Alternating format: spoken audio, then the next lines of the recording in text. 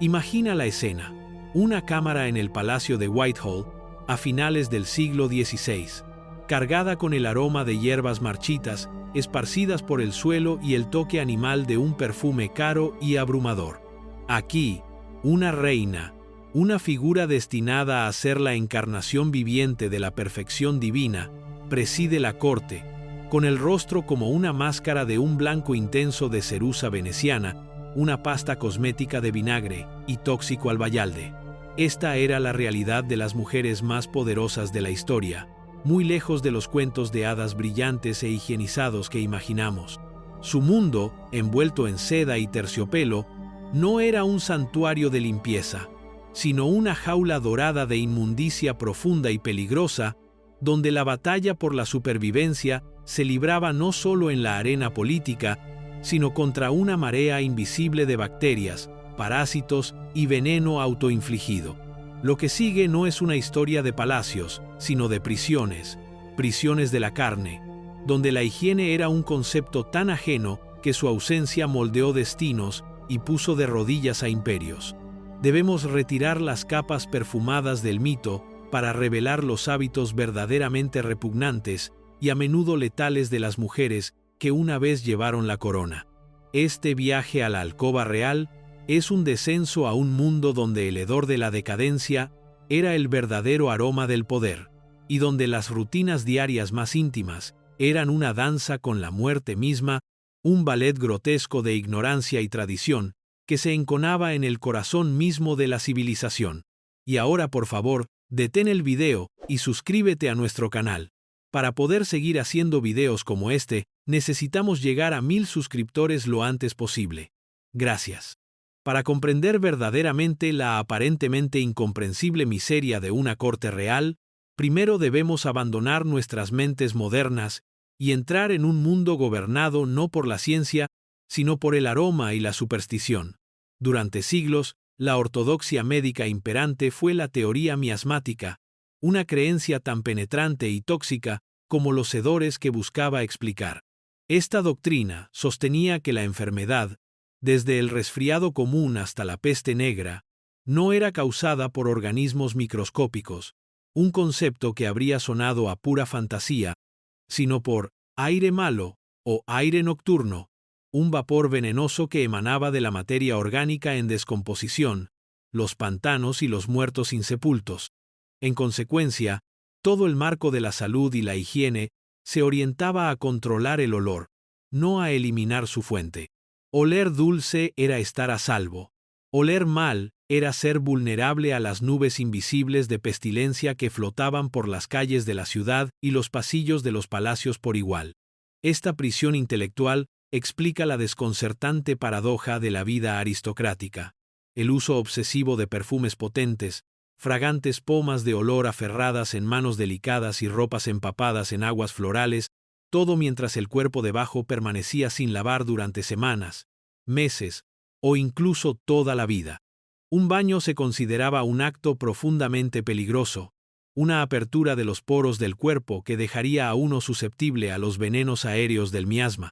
Se creía que el agua, especialmente el agua caliente, debilitaba la constitución e invitaba a la enfermedad. Por lo tanto, una reina que evitaba un baño de inmersión total no estaba siendo negligente. Según la lógica de su tiempo, estaba practicando una sólida medicina preventiva, acorazando su alma contra el aliento fétido del mundo. Este malentendido fundamental es la clave que desvela todo el espantoso espectáculo de la higiene real. No era una cuestión de pereza o preferencia por la suciedad, sino un sistema de creencias rigurosamente aplicado, aunque catastróficamente erróneo, donde el perfume era la penicilina y una buena y gruesa capa de mugre era un escudo contra las plagas más aterradoras de Dios. Este mundo no diferenciaba entre una alcantarilla y el lecho de un enfermo en términos de su amenaza etérea, y así la lucha contra la enfermedad se libraba con incienso y ámbar gris, no con jabón y agua, una guerra fragante librada en un campo de batalla de profunda ignorancia, donde el mismo aire que respiraba una reina era considerado su enemigo más potente e impredecible. La jaula dorada de la realeza era, en esencia, una cámara de gas perfumada donde los ocupantes intentaban desesperadamente endulzar el aire que respiraban mientras eran lentamente envenenados por la inmundicia que se negaban a lavar, una trágica ironía que definiría las vidas y muertes de innumerables mujeres de la realeza durante cientos de años. En el mundo medieval, este miedo al agua y al miasma se fusionó poderosamente con las doctrinas de la fe cristiana, creando una formidable barrera psicológica para la limpieza. Los primeros padres de la Iglesia habían considerado las casas de baños del caído Imperio Romano no como maravillas de la ingeniería y la salud pública, sino como guaridas de pecado, lugares de comportamiento licencioso, vanidad e indulgencia hedonista. Bañarse por placer era visto como una puerta de entrada a la tentación, un peligroso coqueteo con los pecados de la carne. Por lo tanto, la mugre física se entrelazó extrañamente con la pureza espiritual. Renunciar a los placeres del baño era demostrar piedad y un rechazo a la vanidad mundana. Un cuerpo maloliente y descuidado podía interpretarse como una señal de un alma centrada en el más allá, no en las comodidades fugaces de la vida mortal. Las mujeres de la realeza, cuyas vidas eran representaciones públicas de poder y piedad, eran particularmente susceptibles a este modo de pensamiento. Una reina como Santa Margarita de Escocia, canonizada por su caridad y devoción religiosa en el siglo XI, también fue conocida por sus prácticas ascéticas que casi con seguridad habrían incluido el rechazo del baño regular como un lujo innecesario. Ayunar y soportar la incomodidad física, incluida la suciedad del propio cuerpo, se consideraban formas de mortificar la carne y así elevar el espíritu. Esta mentalidad alcanzó su apogeo con figuras como la reina Isabel I de Castilla, una gobernante de inmenso poder y piedad ferviente y militante que financió los viajes de Colón y supervisó la Inquisición española.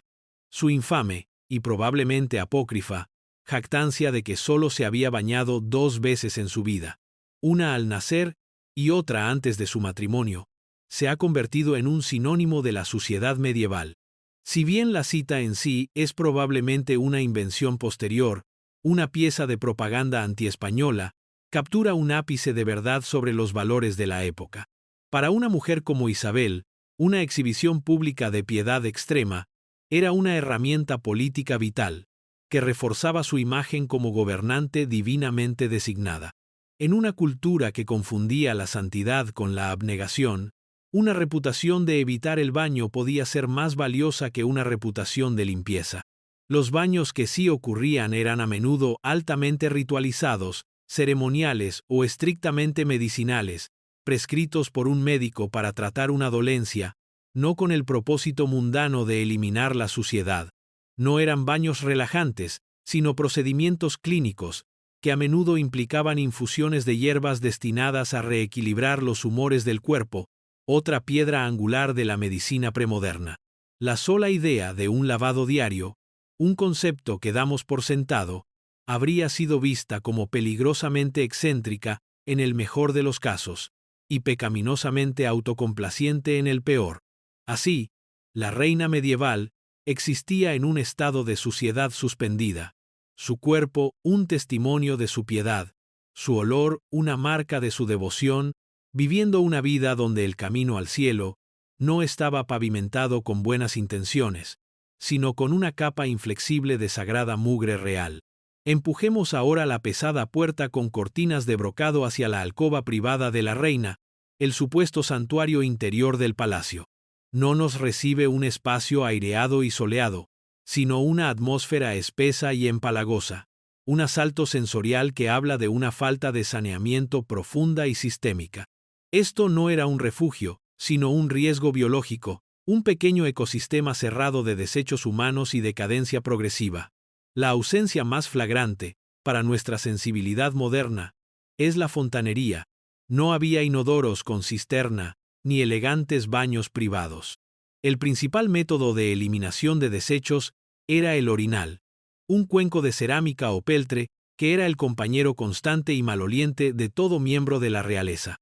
Estos orinales, una vez usados, no se retiraban y esterilizaban de inmediato.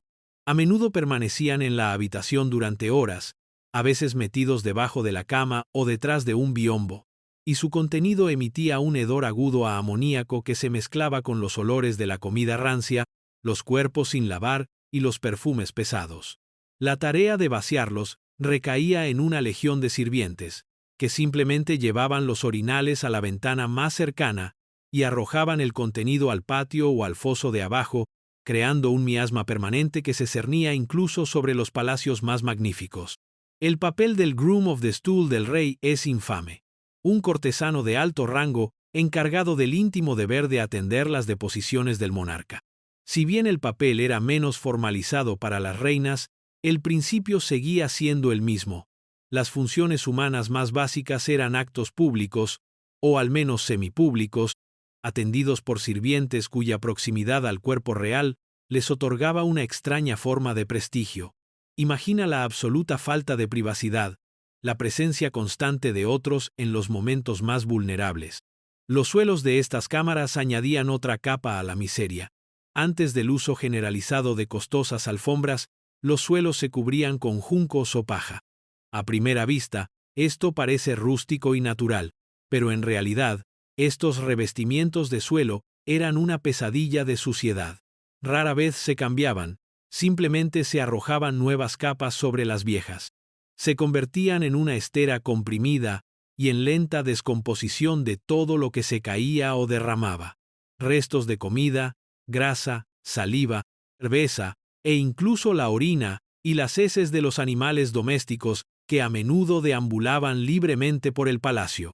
El humanista holandés Erasmo, de visita en Inglaterra a principios del siglo XVI, escribió con disgusto sobre estos suelos, describiendo una capa inferior que podía permanecer intacta durante 20 años, albergando esputos, vómito, la orina de perros y hombres, restos de cerveza, trozos de pescado y otras abominaciones que no son dignas de mención. Este era el suelo que una reina pisaba en sus propias habitaciones privadas. Era un espacio que desafiaba el concepto mismo de santuario. Una habitación donde el aire estaba cargado con la evidencia de la vida en toda su realidad no higienizada, y donde el constante asalto de bajo nivel de hedor y suciedad era una parte ineludible de la condición real. Llegamos ahora a la corte de Isabel I de Inglaterra, una monarca que cultivó una de las imágenes más poderosas y perdurables de la historia, Gloriana, la reina virgen, una figura de pureza y fuerza casi sobrenaturales. Su persona pública fue una obra maestra de la propaganda, una fachada cuidadosamente construida de perfección atemporal e intocable. Sin embargo, debajo de las perlas y las gorgueras, la realidad era de una miseria sorprendente y, en última instancia, fatal. La cita más famosa de Isabel, y quizás la más reveladora, sobre el tema de la higiene, fue su supuesta declaración de que se bañaba una vez al mes, lo necesitara o no. Esta afirmación, destinada a presentarla como inusualmente e incluso excesivamente limpia para los estándares de su época, es para un oído moderno una confesión de una suciedad espantosa. Pasar 4 semanas sin lavarse todo el cuerpo, mientras se está encerrado en capas de tela pesada que absorbe el sudor y se vive en un palacio abarrotado e insalubre, crearía un formidable olor personal, uno que incluso los perfumes más fuertes solo podrían enmascarar parcialmente. Los cortesanos que la rodeaban, todos viviendo con un estándar similar, habrían creado una atmósfera colectiva de abrumador olor corporal, un hedor humano que apenas podemos concebir. Pero las deficiencias higiénicas de la reina iban mucho más allá de sus hábitos de baño.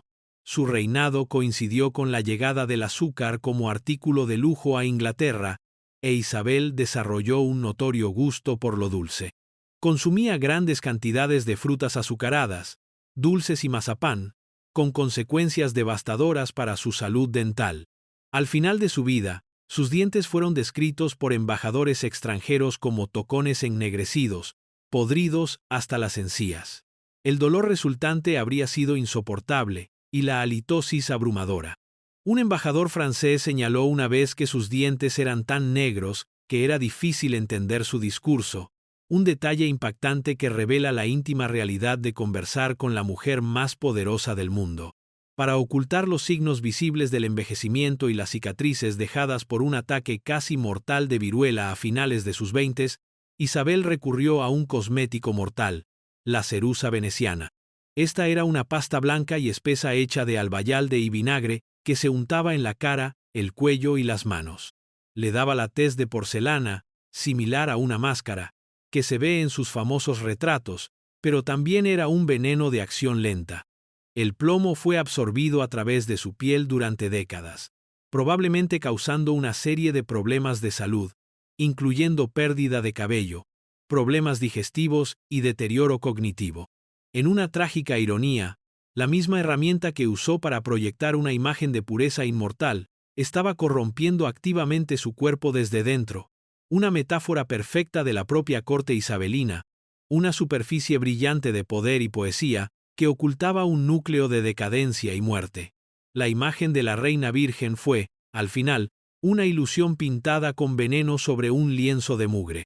La búsqueda del ideal aristocrático de belleza, un rostro pálido e inmutable, llevó a las mujeres de la realeza a usar sus propios rostros y cuerpos como paletas químicas tóxicas.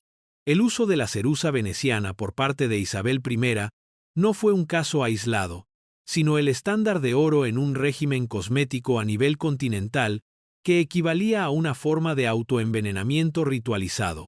El aspecto deseado era de una palidez marcada, casi espectral, un significante visual de que una mujer no trabajaba bajo el sol como una trabajadora común.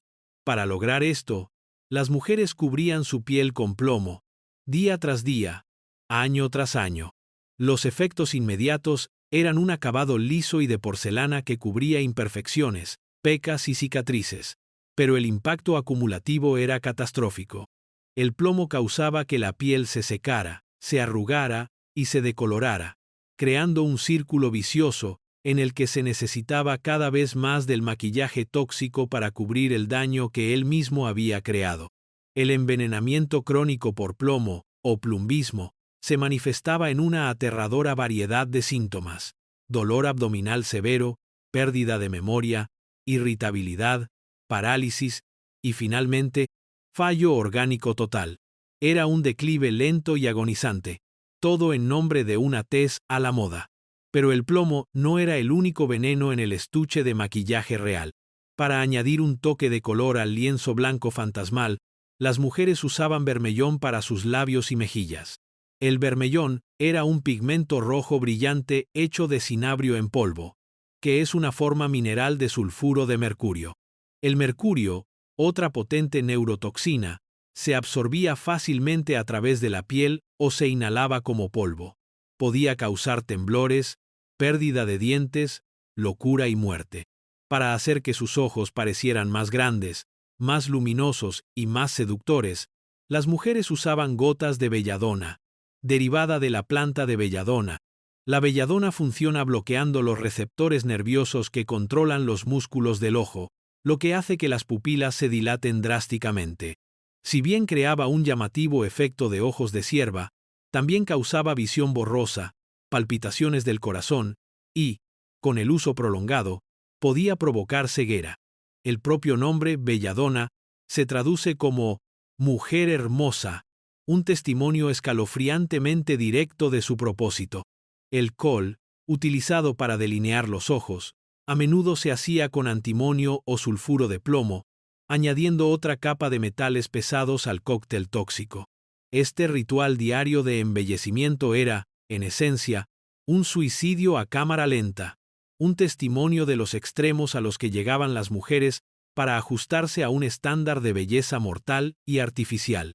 El rostro real no era un reflejo de salud, sino una máscara de veneno cuidadosamente construida, una frágil calavera pintada que ocultaba la progresiva decadencia debajo. La búsqueda de la belleza no era solo superficial, era un envenenamiento profundo y sistémico de todo el cuerpo. En ningún lugar fue la paradoja de la magnífica miseria más pronunciada que en el Palacio de Versalles, el brillante epicentro del poder y la cultura europeos a finales de los siglos XVII y XVIII. Concebido por Luis XIV, el Rey Sol, como la máxima expresión de la monarquía absoluta, Versalles era una obra maestra arquitectónica. Un complejo en expansión de salas impresionantes, jardines cuidados y apartamentos opulentos diseñados para asombrar e intimidar. Sin embargo, este monumento a la ambición humana tenía un defecto fatal, uno tan fundamental que parece casi increíble. Fue construido prácticamente sin letrinas ni fontanería.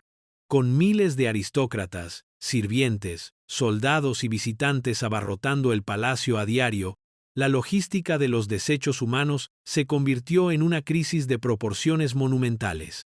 La solución principal siguió siendo el humilde orinal, pero en los vastos y laberínticos corredores de Versalles, el sistema se colapsó por completo. Los cortesanos, sorprendidos lejos de sus propias habitaciones, no dudaban en aliviarse en cualquier rincón disponible, en las escaleras, detrás de tapices decorativos, en chimeneas sin usar, e incluso en los grandes balcones con vistas a los jardines prístinos. La enorme escala del palacio hacía imposible que los abrumados sirvientes se dieran abasto. El resultado fue un hedor penetrante e ineludible que se cernía sobre toda la propiedad. Un miasma de orina y heces que incluso los perfumes más fuertes luchaban por conquistar. Una princesa, escribiendo en su diario, se quejaba de que a menudo se veía obligada a taparse la nariz mientras caminaba por los pasillos supuestamente elegantes. Los propios jardines, con su perfección geométrica, se convirtieron en un baño público de facto para los miembros menos inhibidos de la corte. Las mujeres de la realeza tenían que navegar por este pozo negro perfumado con gracia y decoro, fingiendo no notar la suciedad que estaba literalmente bajo sus pies.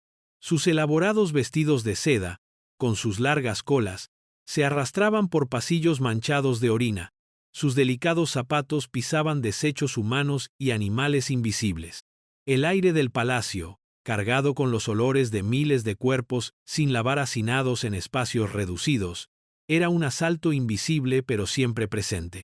Era un mundo de extrema contradicción sensorial, donde la vista de candelabros brillantes y arte invaluable iba acompañada del olor de una letrina descuidada.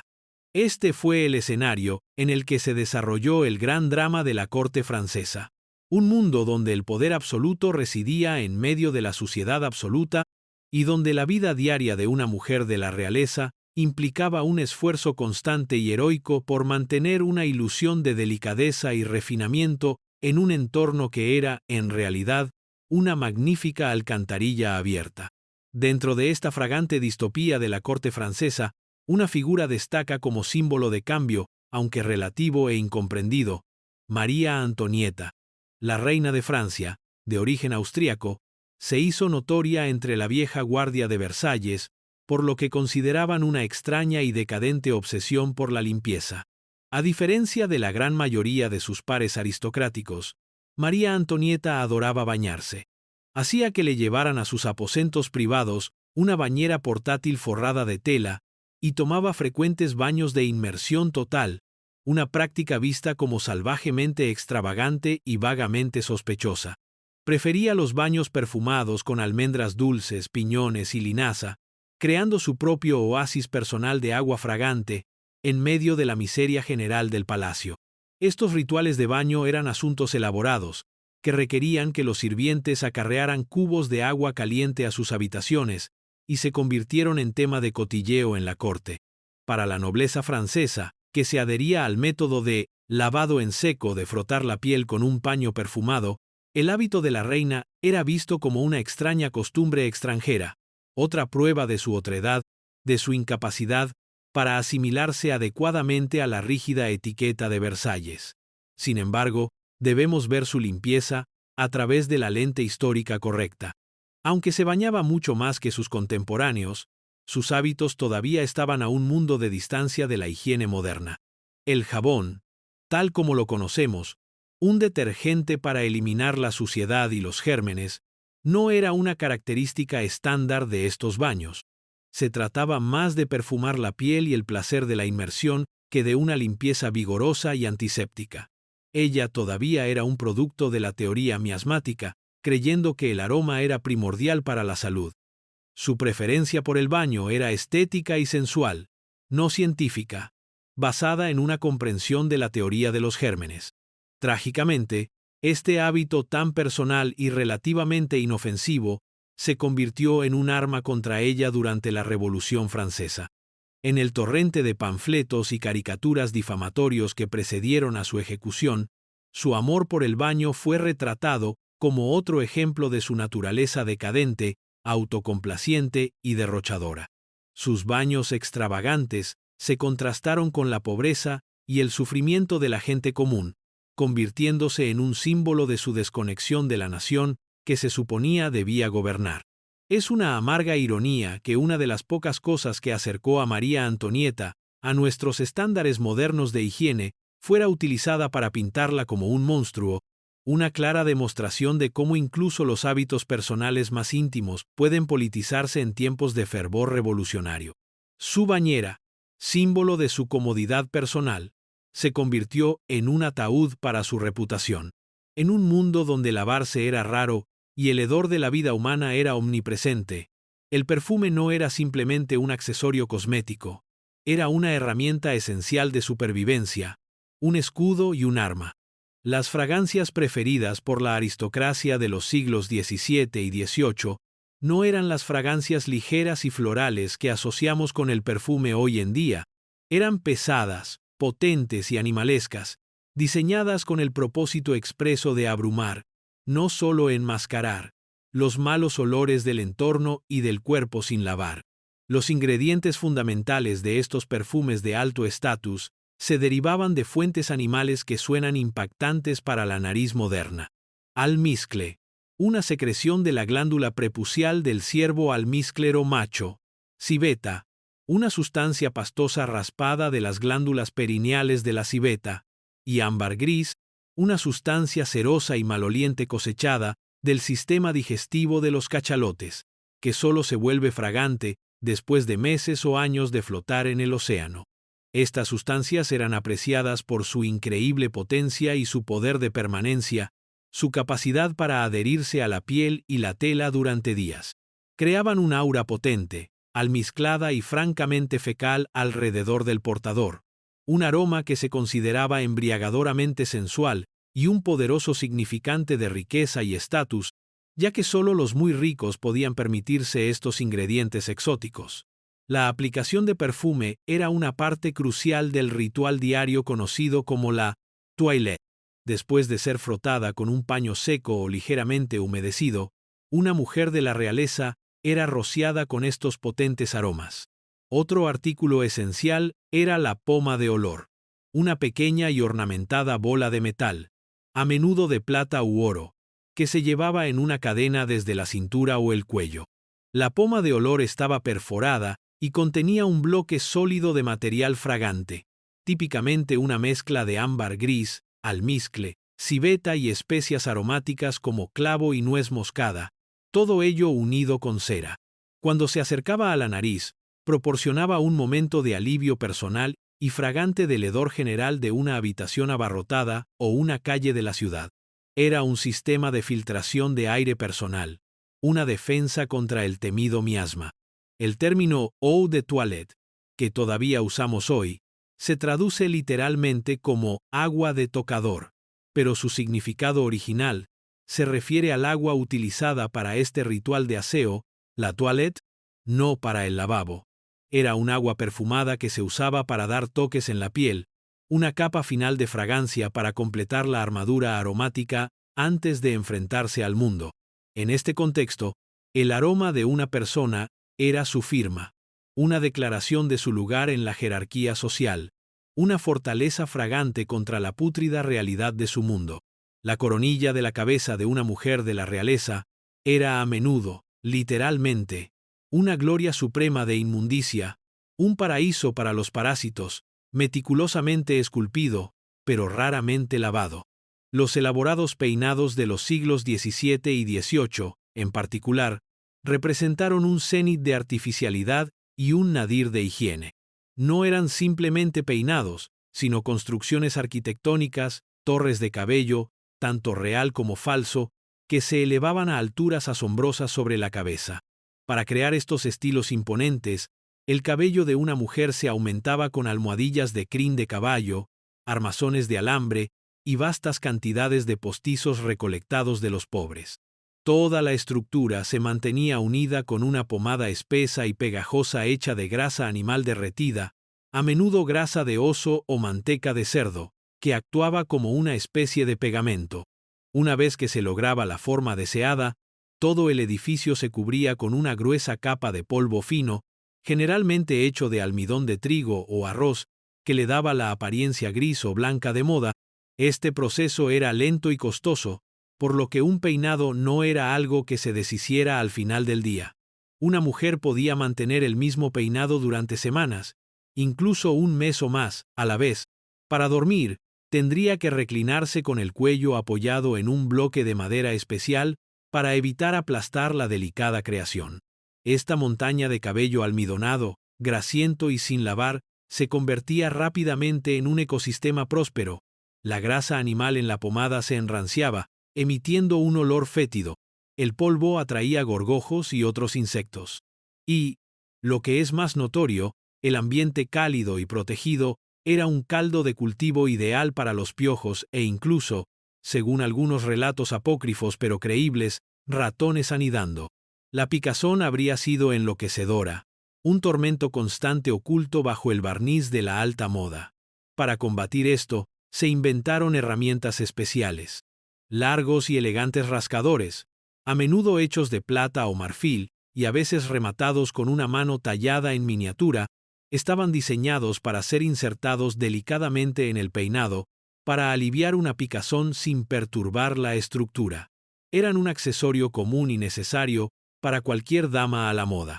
El concepto de lavar esta creación con agua estaba fuera de discusión.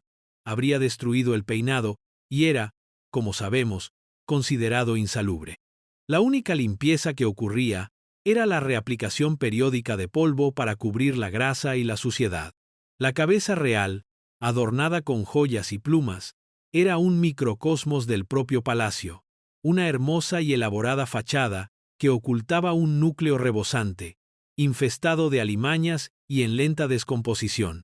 Uno de los aspectos más profundos y desafiantes de la vida de una mujer de la realeza era la gestión de la menstruación, una realidad biológica envuelta en capas de tabú, superstición y profunda incomodidad física. En una época sin productos sanitarios desechables, gestionar el flujo mensual era una lucha constante y a menudo humillante. No había tampones ni compresas adhesivas. El método más común era usar trapos, típicamente tiras de lino viejo u otra tela suave, que se sujetaban a la ropa interior con alfileres o se mantenían en su lugar con un cinturón. Este es el origen probable de la vulgar expresión del siglo XX, on the rag, con el trapo. Estos paños, por supuesto, no eran desechables. Después de su uso, tenían que ser lavados por lavanderas, una tarea profundamente privada y a menudo vergonzosa, antes de ser reutilizados al mes siguiente. La eficacia de estas compresas improvisadas era mínima. Las fugas eran una posibilidad constante y aterradora, una fuente de profunda ansiedad para cualquier mujer en un papel público, y mucho más para una reina cuyos movimientos eran escrutados. El miedo a una mancha visible en un vestido de seda de valor incalculable, o el olor sutil pero inconfundible de la sangre menstrual, habría sido una fuente de estrés implacable. Esta realidad física se veía agravada por un pesado lastre de bagaje cultural y religioso. La sangre menstrual era ampliamente considerada impura, incluso venenosa. El antiguo erudito romano, Plinio el Viejo, escribió que el contacto con una mujer menstruante podía agriar el vino, arruinar las cosechas y desafilar el acero. Estas creencias, en diversas formas, persistieron durante siglos. A menudo se consideraba que una mujer menstruante estaba en un estado de impureza ritual. A veces se le prohibía participar en ciertas ceremonias religiosas o incluso recibir la comunión. Esto creaba un profundo sentimiento de vergüenza y secretismo en torno a una función biológica perfectamente natural.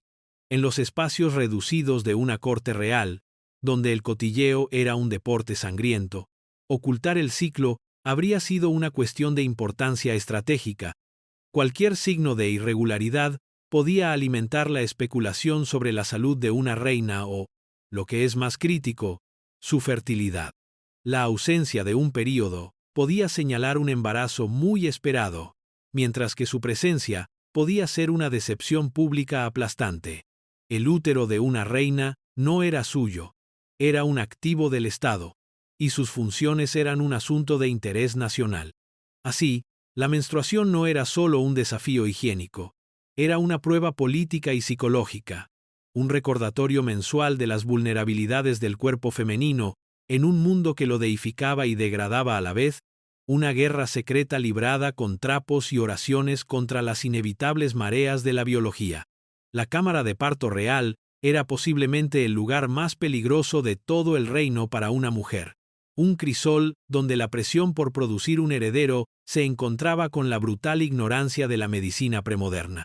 El parto, para una reina, no era un evento médico privado, sino un espectáculo público y una necesidad política. La habitación se sellaba, las ventanas y puertas se cubrían para evitar las corrientes de aire y el temido miasma, creando un ambiente caliente, estancado y sin ventilación. Pero la habitación no estaría vacía, estaría abarrotada de gente, miembros de la familia, damas de compañía de alto rango, ministros del gobierno y embajadores extranjeros, todos presentes para presenciar el nacimiento y verificar la legitimidad del infante real. Su presencia convertía un momento de extrema vulnerabilidad física en una actuación, añadiendo un inmenso estrés psicológico.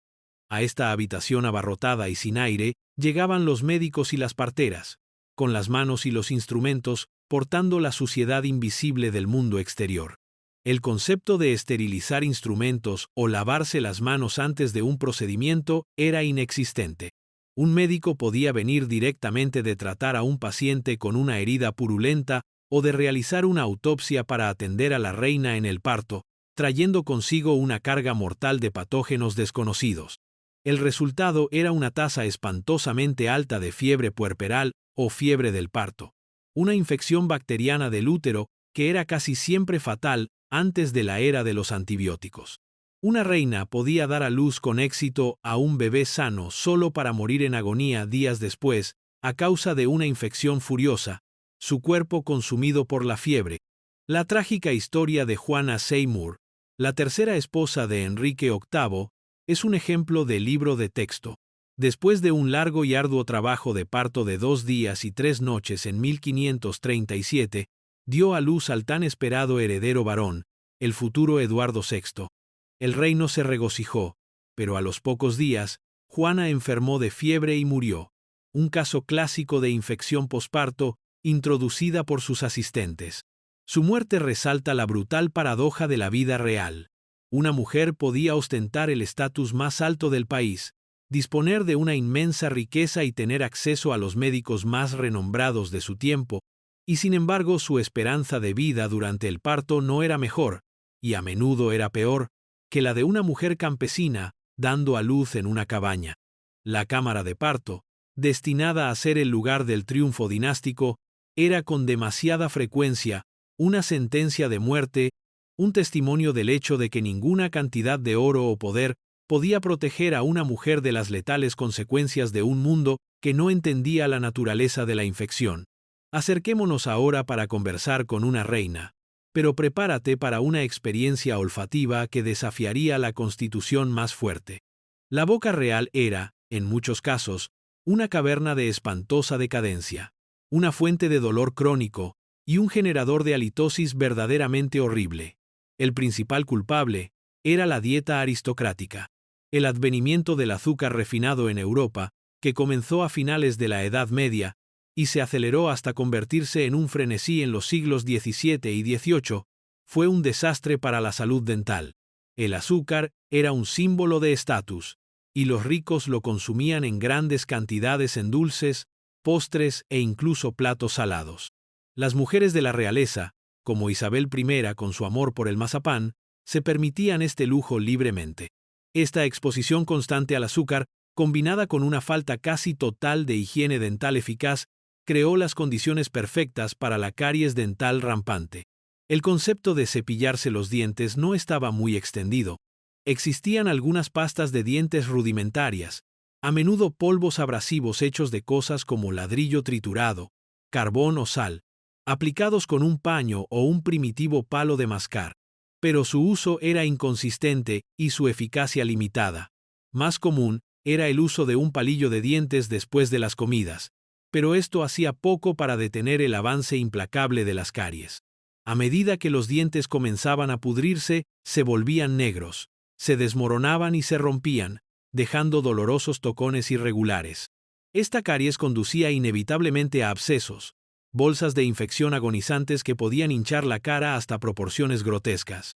El dolor sería constante y debilitante, sin analgésicos eficaces más allá del alcohol o los opiáceos como el láudano, que conllevaban sus propios peligros. Cuando un diente se volvía insoportablemente doloroso, la única solución era la extracción. Este procedimiento no era realizado por un dentista cualificado, sino a menudo por un barbero cirujano, un herrero o un sacamuelas ambulante en una feria pública. No había anestesia. El paciente era sujetado mientras el practicante usaba brutales instrumentos parecidos a alicates para arrancar el diente de su cavidad, a menudo rompiendo la mandíbula o dejando raíces infectadas. El resultado de esta terrible experiencia de por vida fue que, en la mediana edad, a muchas mujeres de la realeza les faltaban numerosos dientes y sufrían de infecciones orales crónicas. El olor que emanaba de esta descomposición, una fétida combinación de comida podrida, encías infectadas y carne en putrefacción, habría sido potente e ineludible. En un entorno cortesano que dependía de la conversación personal cercana y los secretos susurrados, el hedor del aliento de un monarca era una realidad íntima e inevitable del poder. La misma ropa que definía el estatus de una mujer de la realeza era también un componente clave de su régimen higiénico profundamente defectuoso. En una era en la que el lavado de cuerpo entero era un evento raro y peligroso, la ropa servía como la principal línea de defensa contra la propia suciedad del cuerpo. El secreto residía en las capas. Junto a la piel, una mujer llevaba una camisola o una camisa interior, una prenda simple y holgada hecha de lino o, para los muy ricos, de fino algodón. Esta era la pieza de ropa más importante de su guardarropa desde un punto de vista higiénico. La camisola de lino estaba diseñada para ser absorbente, para empapar el sudor, los aceites y la suciedad producidos por el cuerpo a lo largo del día. Esta prenda se cambiaba con relativa frecuencia, quizás a diario o cada pocos días en el caso de una reina, mientras que el cuerpo que protegía permanecía sin lavar. Esta era la esencia de la limpieza premoderna. No se lavaba el cuerpo, se lavaba la ropa que tocaba el cuerpo. Sobre la camisola venía el corsé o corpiño, una prenda rígida de ballena y tela que esculpía el torso, y luego múltiples capas de enaguas para crear la deseada silueta voluminosa. Finalmente, venía el magnífico vestido exterior, la parte del conjunto visible para el mundo. Este vestido, hecho de materiales increíblemente caros y delicados como seda, terciopelo o brocado, y a menudo elaboradamente bordado con hilo de oro y plata, casi nunca se limpiaba. El agua arruinaría estas telas, y el proceso de limpieza en seco aún no se había inventado. Un vestido exterior era una inversión, usado durante años o incluso décadas. Acumularía una pátina de suciedad, comida y vino derramados, manchas de sudor que se filtraban desde las capas inferiores y el polvo y la mugre generales del palacio. Estas prendas simplemente se aireaban o se cepillaban, pero la suciedad y el olor subyacentes permanecían. Así, el magnífico atuendo de una reina era esencialmente una esponja de múltiples capas. La capa interior de lino absorbía las secreciones corporales inmediatas, y esta era la parte limpia. Las capas exteriores, sin embargo, eran un museo andante de cada banquete y evento concurrido al que la portadora había asistido. Crea una extraña imagen sensorial. Una reina, oliendo a perfume potente y caro, pero cuya ropa lleva el leve aroma subyacente de años de sudor acumulado y vino derramado, una historia oculta de su vida tejida en la misma tela de sus galas.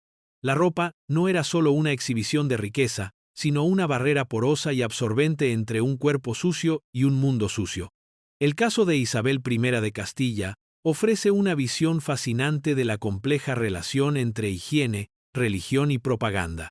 La famosa historia, de que confesó con orgullo haberse bañado solo en su nacimiento y antes de su boda, la ha cimentado en la imaginación popular como el arquetipo de la monarca medieval mugrienta. Sin embargo, la verdad es probablemente mucho más matizada y políticamente cargada. Para entender el contexto de Isabel, debemos mirar el paisaje cultural único de la España de finales del siglo XV. Durante siglos, gran parte de la península ibérica había estado bajo el dominio de los moros, califatos islámicos con una cultura rica y sofisticada. Una parte central de esta cultura era una profunda apreciación por el agua y el baño, heredada de la tradición romana. Los moros construyeron magníficas casas de baños públicas, o hammams, en sus ciudades, como Granada y Córdoba. No solo eran lugares para lavarse, sino que eran centros sociales y comunitarios vitales. Para Isabel y su esposo, Fernando de Aragón, cuyo reinado entero fue definido por la Reconquista de España del dominio musulmán, cada aspecto de la cultura morisca era política y religiosamente sospechoso. La victoria final de la Reconquista llegó en 1492 con la caída de Granada, el mismo año en que emitieron el decreto de la Alhambra, expulsando a todos los judíos de España, y el mismo año en que patrocinaron el viaje de Colón. Este fue un período de intensa construcción de identidad católica militante.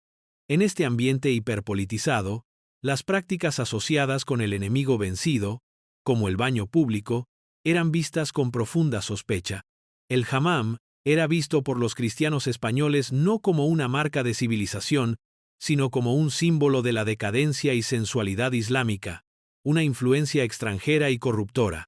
Por lo tanto, para una gobernante como Isabel, repudiar públicamente la práctica del baño podría haber sido una poderosa declaración política.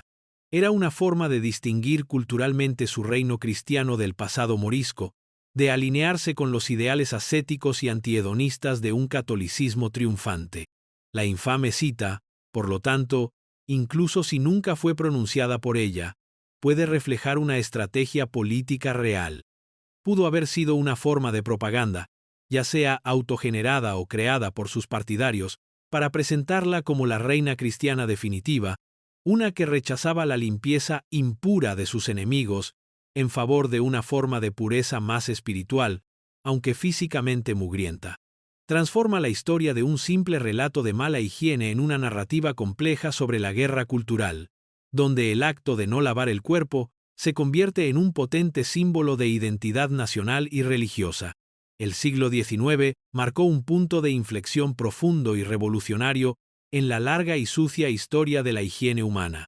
Un cambio sísmico en la comprensión que cambiaría para siempre la relación entre las personas y su entorno. La base intelectual para este cambio fue la lenta y disputada muerte de la teoría miasmática y el amanecer de una idea nueva, aterradora y, en última instancia, salvadora, la teoría de los gérmenes. Durante siglos, el enemigo había sido un olor.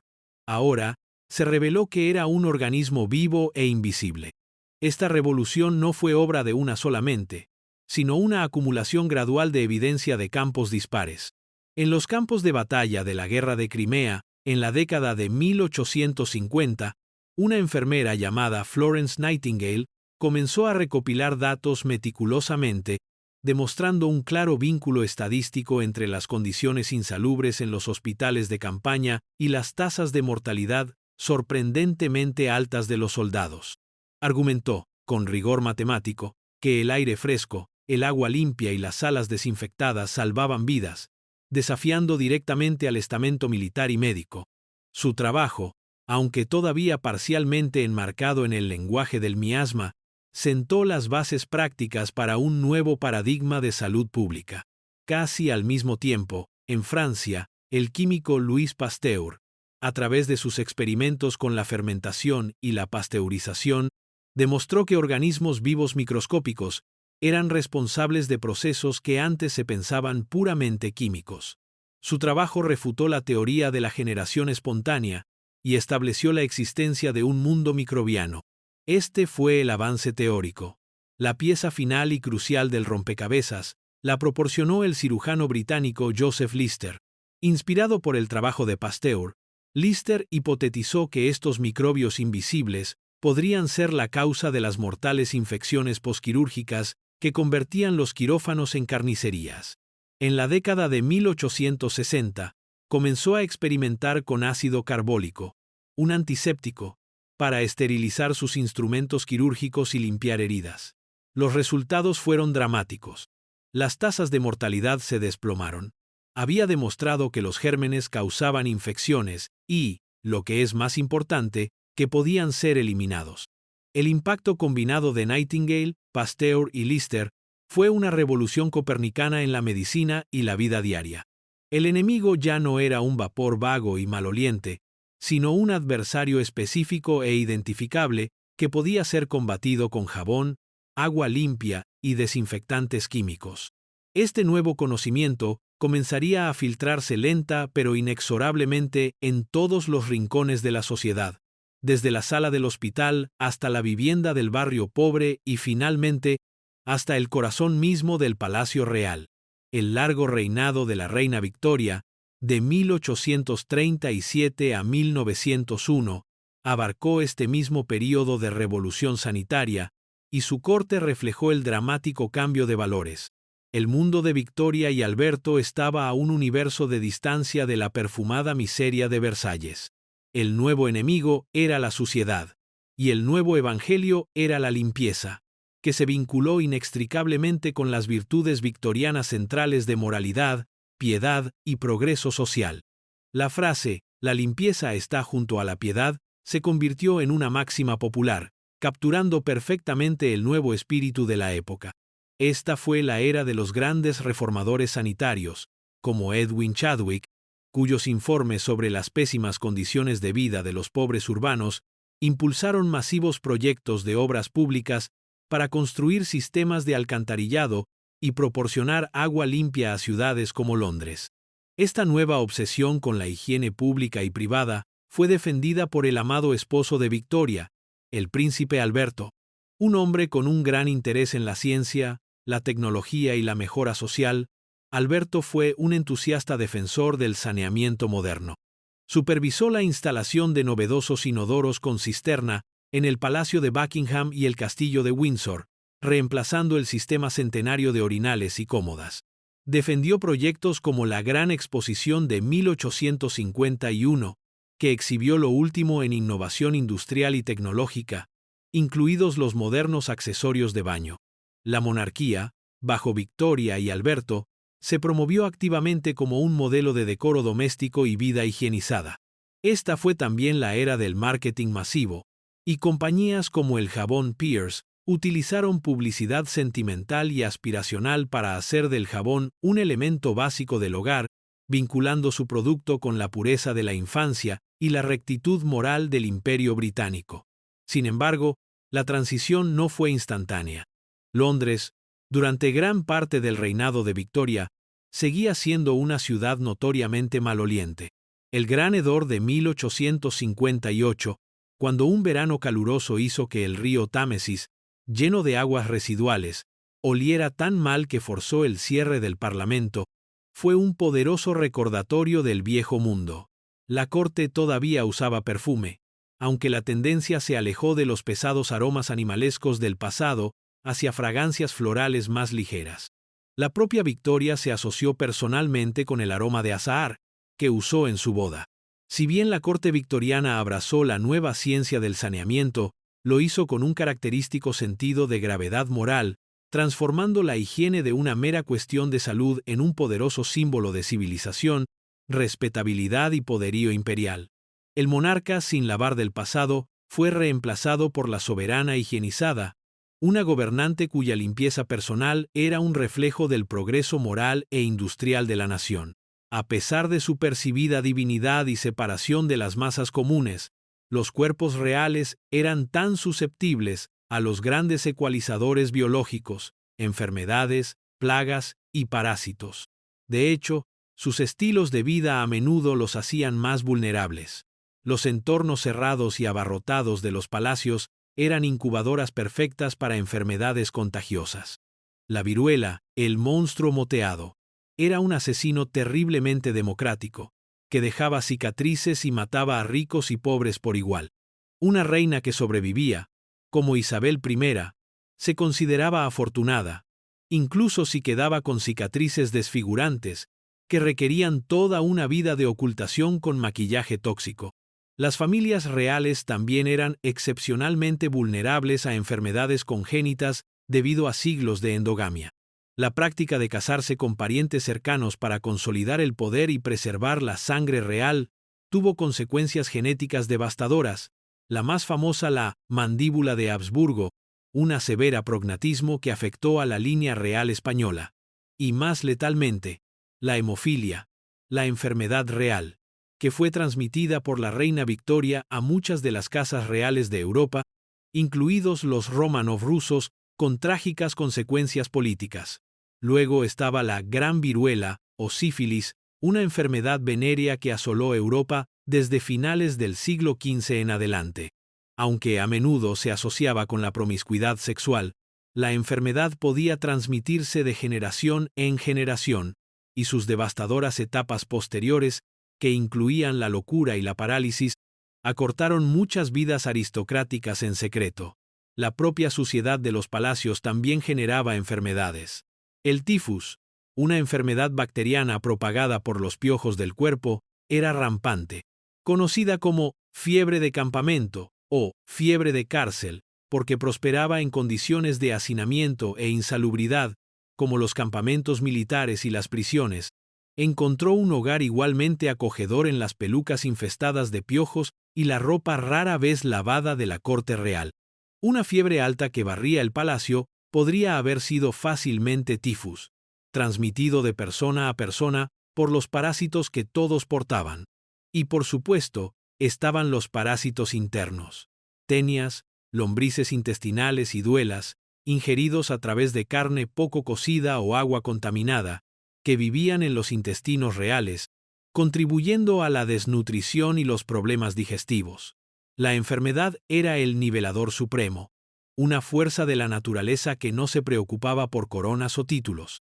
Sirvió como un recordatorio constante y humilde de que, a pesar de todo su poder, el cuerpo de una reina era un frágil recipiente de carne y hueso, tan propenso a la infección, la infestación y la decadencia como el más humilde de sus súbditos.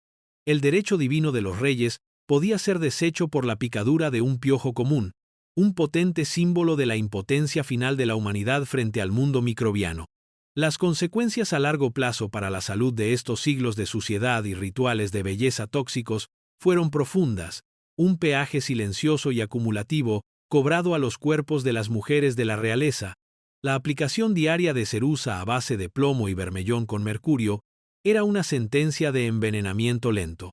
La absorción crónica de estos metales pesados a través de la piel habría conducido a una letanía de dolencias horripilantes. El daño neurológico era común, manifestándose como temblores, pérdida de memoria, cambios de humor bruscos y un deterioro cognitivo gradual que podría confundirse fácilmente con la locura. Este envenenamiento también podía provocar infertilidad o muertes fetales, un resultado catastrófico para una reina cuyo principal deber era producir un heredero legítimo.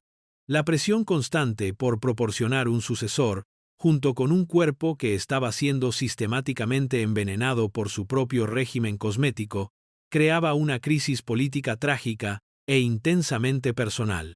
La dieta, rica en azúcar y carne, pero a menudo carente de frutas y verduras frescas, especialmente durante los meses de invierno, conducía a otras afecciones crónicas. El escorbuto, una enfermedad causada por la deficiencia de vitamina C, no era solo una dolencia de marineros, también podía afectar a los ricos, causando encías sangrantes, pérdida de dientes y fatiga extrema. El raquitismo, causado por la falta de vitamina D, podía provocar deformidades óseas. La estructura física del propio cuerpo a menudo se deformaba por las exigencias de la moda. años pasados embutida en corsés rígidos reforzados con ballenas, diseñados para crear una cintura antinaturalmente delgada, podían deformar permanentemente la caja torácica y desplazar los órganos internos, lo que provocaba dificultades para respirar y problemas digestivos. Más allá de lo puramente físico, uno solo puede imaginar el costo psicológico de vivir en un estado de constante malestar físico de bajo nivel, la enloquecedora picazón de los piojos, el dolor crónico de los dientes podridos, los calambres de los corsés mal ajustados, la ansiedad constante por los olores corporales y las fugas menstruales. Esta era la realidad diaria.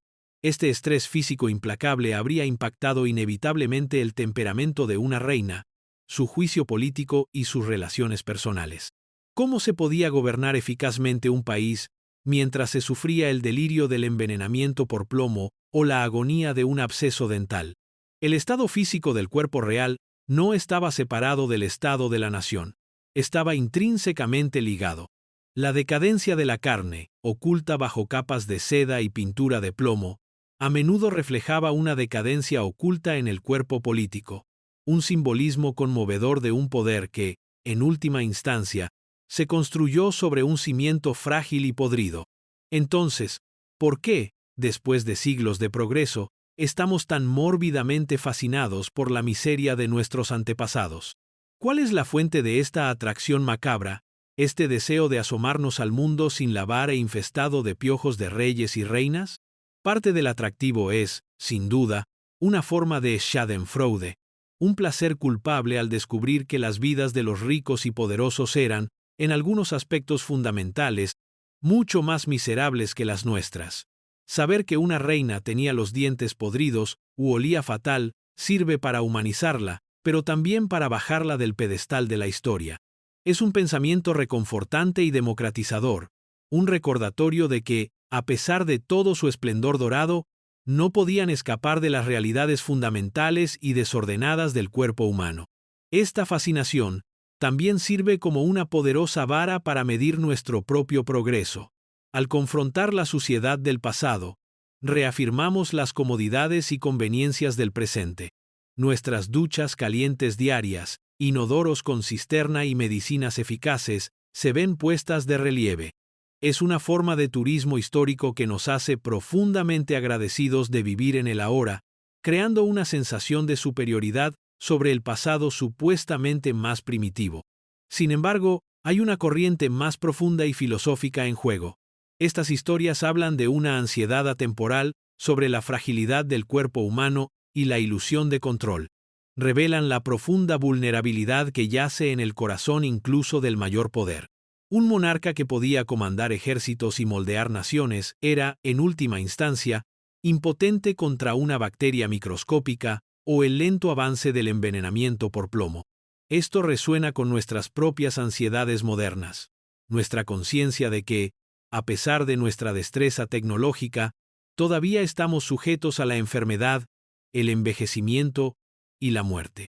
También hay un elemento de lo grotesco, el mismo impulso que nos atrae a las películas de terror o las historias de crímenes reales. Las descripciones de pomada rancia, suelos en descomposición y maquillaje tóxico aprovechan un sentido primordial de repulsión y curiosidad. Es el atractivo de lo abyecto, el deseo de mirar aquello de lo que se supone que debemos apartar la vista. Al final, excavar la historia de la higiene real no se trata solo de desenterrar hechos repugnantes. Se trata de confrontar la profunda otredad del pasado, y al hacerlo, sostener un espejo frente a nosotros mismos, nuestras propias vanidades, nuestras propias ansiedades sobre la limpieza y la decadencia, y nuestra propia y compleja relación con el recipiente hermoso, resistente e infinitamente repugnante que es el cuerpo humano. Y ahora, por favor, detén el video y suscríbete a nuestro canal. Para poder seguir haciendo videos como este, necesitamos alcanzar los 1000 suscriptores lo antes posible. Gracias. Comenzamos nuestro viaje en una cámara perfumada y envenenada. Y es aquí, en el reino de la ilusión, donde debemos concluir. La historia de la higiene real es la historia de un esfuerzo monumental de siglos para construir una fachada impecable sobre un cimiento de inmundicia y decadencia. La pintura de Albayalde, los potentes perfumes animalescos, las imponentes pelucas empolvadas, los magníficos vestidos sin lavar, todo eran herramientas en la creación de una imagen, la proyección de un cuerpo político que era puro, fuerte y divinamente ordenado. Esta gran ilusión era un componente necesario del poder. Admitir las realidades escuálidas, dolorosas e indignas de la carne sería admitir una vulnerabilidad que la mística de la monarquía no podía permitirse. La verdadera historia, la escrita en capas de mugre y registros de enfermedades, ha sido deliberadamente eliminada de la narrativa popular, reemplazada por una fantasía higienizada de castillos de cuento de hadas y princesas prístinas. En nuestra memoria colectiva, le hemos hecho a la historia lo que estas reinas no pudieron hacer por sí mismas.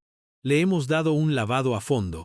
Preferimos la imagen de Isabel la Gloriana a la realidad de una mujer con dolor por sus dientes ennegrecidos. Preferimos el romance trágico de María Antonieta a la idea de ella navegando por los pasillos manchados de orina de Versalles. Esta ilusión duradera habla de nuestras propias necesidades, nuestro deseo de historias que sean más grandiosas, más limpias y más nobles que la desordenada verdad de la existencia humana. Pero la historia real, la historia repugnante, es la más vital. Es un poderoso antídoto contra la hagiografía del poder. Nos recuerda que la historia no la hacen semidioses, sino seres humanos frágiles, imperfectos y a menudo muy malolientes. La brecha entre la imagen dorada y la realidad pútrida es donde se encuentran las verdades más profundas sobre el poder, la sociedad y la naturaleza humana. Y sirve como una advertencia atemporal. Cuestionar siempre la superficie prístina, buscar la decadencia que yace bajo el barniz, y recordar que los tronos más magníficos siempre han descansado sobre un simple e ineludible cimiento de suciedad.